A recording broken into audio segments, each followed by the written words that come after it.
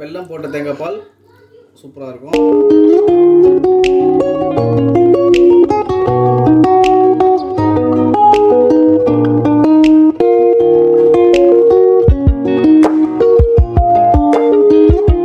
Friends, கோதுமை மாவு. Okay, இது வந்து நான் வந்து ஒரு 3 கப் கோதுமை மாவு எடுத்துருக்கேன். இது வந்து நம்ம ட்ரை ரோஸ்ட் பண்ணணும். நல்லா அந்த அரோமா வர வரைக்கும் நல்லா ட்ரை ரோஸ்ட் பண்ணுங்கள். ஓகே, இப்போ கோதுமை இடியாப்பம் சூப்பரான ஸ்டைலில் பண்ண போகிறோம். 3 கப்பு தண்ணி, 3 கப் மாவு, 3 கப் தண்ணி. 3 கப் தண்ணியை நல்லா அடுப்பில் வச்சுருக்கேன். நல்லா கொதிச்சோன்னு ஆஃப் பண்ணிவிடுங்க. அது லைட்டாக சூடு தணியதுக்கப்புறம் நம்ம மாவில் போட்டு நல்லா மிக்ஸ் பண்ணணும். ஓகே, அப்படியே கொஞ்சம் கொஞ்சமாக இன்னும் கொஞ்சம் தண்ணி ஊற்றி நல்லா பசிக்கோங்க. ஓகே ஃப்ரெண்ட்ஸ், உப்பு ஸ்டார்டிங்கில் போடணும், மறந்துட்டேன். ஸோ உப்பு கரெக்டாக போட்டு பசிக்கோங்க. ஓகே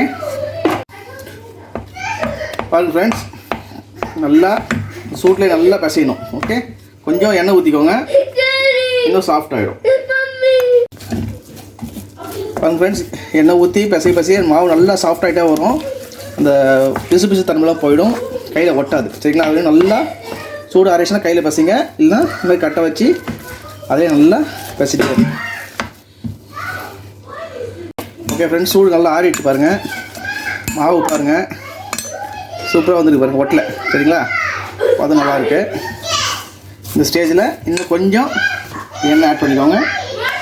போட்டு இன்னும் லைட்டாக ஒரு ப்ரெஷர் கொடுத்து மிக்ஸ் பண்ணிக்கோங்க. ஓகே ஓகே ஃப்ரெண்ட்ஸ், எண்ணெய் கொஞ்சம் உள்ளே லைட்டாக போட்டுக்கோங்க. போட்டுட்டு ஒட்டாத மாரி போட்டுக்கோங்க.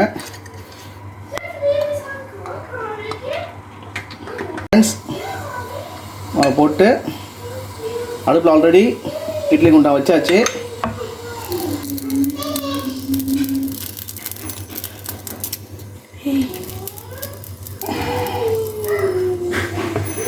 ஃப்ரெண்ட்ஸ், சூப்பராக வெந்துடுச்சு.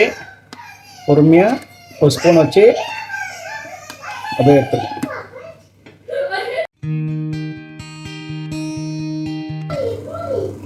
தேங்காய் பால், வெல்லம்.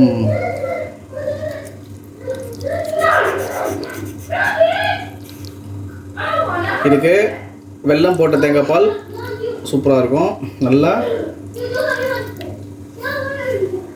முக்கி சாப்பிடுங்க.